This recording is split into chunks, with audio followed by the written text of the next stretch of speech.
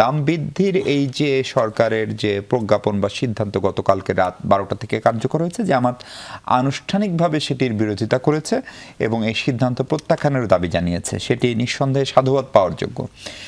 সরকারের বয়স 100 দিন হয়ে গেল। ধরেন এই দাম না বাড়িয়ে কি করা যেত, এরকম একটা বিরোধী দল হওয়ার স্বপ্ন জামাত আমাদেরকে নির্বাচনের আগে দেখেছিল, বলেছিল তাদের একটা শ্যাডো ক্যাবিনেট থাকবে। অর্থাৎ একজন জ্বালানি মন্ত্রী হিসেবে আমাদের পক্ষ থেকে কেউ আর কারো বলার কথা ছিল, এই দাম না বাড়িয়ে এই কাজটা করার কথা ছিল। বিরোধিতা করছেন, জনগণের সঙ্গে থাকছেন, ভালো কথা, কিন্তু সেটি কেন করছে না? এবং আজকে আমি চৌধুরী আব্দুল্লাহ মোহাম্মদ তাহের, জামাতের সিনিয়র নেতা, তার একটা গণমাধ্যম ইন্টারভিউ শুনছিলাম। তারা বলছিলেন জুন থেকে তারা মাঠে নামবেন। ফলে মানে 3 মাসের একটা সরকারের বিরুদ্ধে কেন মাঠে নামতেই হবে? প্রথম কথা হচ্ছে জ্বালানি তেলের আমাদের ঠিক বাজেট ঘোষণার 1-1.5 সপ্তাহ আগেই যে জ্বালানি তেলের দামটা বৃদ্ধি করলো, এটা আসলে মানে সব সেক্টর একটা ইম্প্যাক্ট ফেলবে সর্বস্তরে। এখন আপনি বলতে পারলেন এই আজকে সরকার থেকে বলা হলো যে আসলে আমাদের উপায় ছিল না, মানে আন্তর্জাতিক বাজারে আপনি জানেন আমাদের বর্তমানে আন্তর্জাতিক বাজারে কিন্তু downward trend, international oil price downward trend, আপনার নিম্নমুখী। কিন্তু একটা সময় আমরা যুদ্ধের এই দেখেছি সেটা $125 পর্যন্ত ঠিকেছে, কিন্তু এখন কিন্তু $100 মধ্যে চলে আসছে। তাহলে 1.5 মাসের মাথায় আপনি যে 2 বার বৃদ্ধি করলেন, আপনি সরকারের পক্ষ থেকে বলা হলো যে আমরা যখন প্রথমবার এপ্রিল মাসে যখন বৃদ্ধি করলো, বলা হয়েছে যে দক্ষিণ এশিয়ায় সবচেয়ে কম হচ্ছে আমাদের তেলের প্রাইস। কিন্তু আপনি যদি একটু দেখেন, ভারতে অক্টেনের দাম 135 টাকা, আর আমাদের করা হয়েছে 145 টাকা। তারপরে ভারতে 135 টাকা কি বাংলাদেশি টাকায় না ভারতীয় রুপি? বাংলাদেশি মানে টাকার যে ইকুয়েশন করা হয়েছে, এটা 135 টাকা মানে বাংলাদেশি টাকায়, আর আমাদের হচ্ছে 145 টাকা।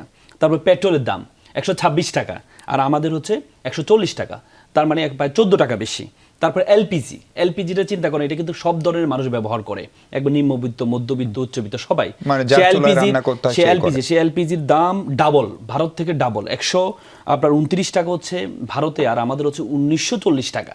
তার মানে আপনি যে এই দামগুলো বৃদ্ধি করলেন, ডিজেলের দাম কাছাকাছি, যেহেতু ডিজেলের দাম বৃদ্ধি করলে হয়তো বেড়ে যেত 115 টাকা, 16 টাকা। তাহলে এর আগে বলা হয়েছে যে আমরা দক্ষিণ এশিয়ার সবচেয়ে ভালো অবস্থানে আছে, অথচ দক্ষিণ এশিয়ার সবচেয়ে বেশি অবস্থান করছে আমাদের। এখন কথা হচ্ছে আমাদের তেলটা আমরা যে বৃদ্ধি করছি, এর আগে দেখেন, আমি মনে করি এখানে গভর্নমেন্ট একটা আনস্মার্টনেসের পরিচয় আছে। কেমন আনস্মার্টনেসের পরিচয় আছে? এর আগে যখন ওনারা বলেছেন যে 60টি সফলতার মধ্যে ওনাদের একটি সফলতা হচ্ছে ওনারা তেলের দাম বৃদ্ধি করেন নাই। প্রথম এপ্রিল আগে যে দাম বাড়ানোর কথা সেটি করে নাই, কিন্তু এপ্রিল আগে, হ্যাঁ, 60টির একটি সফলতা। দেখেন আপনি যখন কিন্তু বাড়ান নাই, কিন্তু আমরা দেখেছি যে তেলের যে সংকটটা কেন হয়েছে, তখন ওনারা বলেছে আমাদের সর্বকালে সেরা মজুদ আছে, কিন্তু তখন আমরা দেখতে পেয়েছি ওনারা বলেছে রেশনিক পদ্ধতিতে আমরা তেল দিব। যখনই আপনি বলেন রেশনিক পদ্ধতিতে তেল দিবেন, তখনই মানুষ মজুদ করা শুরু করেছে। তার মানে আমাদের মজুদ থাকা সত্ত্বেও, কারণ যারা মজুদ করছে তারা জানে টুমোরো আপনি এটা দাম বাড়াবেন, যখনই দাম বাড়ালো তাদের যে ভর্তুকি আছে তারা সেটা কাভার করে ফেললো। এখন বর্তমানে আপনি দেখেন, আপনি 20 টাকা 1-1.5 মাস আগে বাড়ালেন, আপনি তো চাইলে একসাথে 25 টাকা বাড়াতে পারতেন। যখন আপনার উদ্যমমুখী তখন আপনি বাড়ালেন না, যখন নিম্নমুখী তখন আপনি হুট করে বাড়ালেন। আপনি দেখেন আমাদের বলা হয়েছে যে তেলে আমাদের বিপিসি, বাংলাদেশ পেট্রোলিয়াম কর্পোরেশন, 51,000 কোটি টাকা ওনারা গত বছর লাভজনক প্রতিষ্ঠান, সেখানে 50% গভর্নমেন্টকে দিয়েছে ভর্তুকি দেওয়ার জন্য। তার মানে আপনি কিন্তু গভর্নমেন্টের ফান্ড থেকে ভর্তুকি দেওয়ার প্রয়োজন নেই। আপনার বিপিসি যে লাভজনক প্রতিষ্ঠান, সেই লাভজনক প্রতিষ্ঠান থেকে আপনি জনগণ, কারণ আপনি জানেন এই তেলটা সবাই ব্যবহার করছে, মধ্যবিত্ত, হ্যাঁ, আমার টাকা আমাকে দিবেন। আপনি মধ্যবিত্ত যারা আছে, যারা চাকরিজীবী, তারা কিন্তু সবাই বাইক ব্যবহার করে।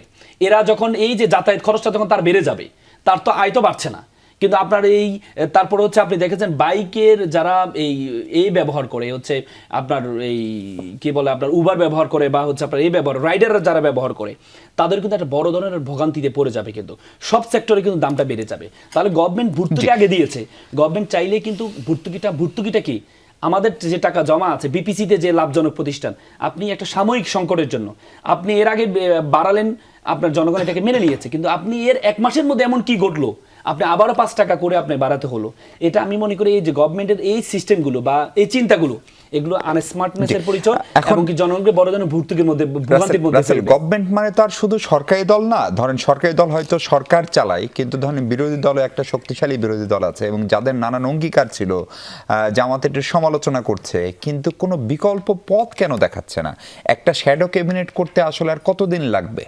দেখেন জামাতের আমির যখন জাপানে সফরে গিয়েছে রিসেন্টলি হজে যাওয়ার আগে, তখন উনি বলেছেন যে আমাদের শেডিউল ক্যাবিনেট সব তৈরি করা হয়েছে, জাস্ট ট্রেন অফ করা হচ্ছে তাদেরকে।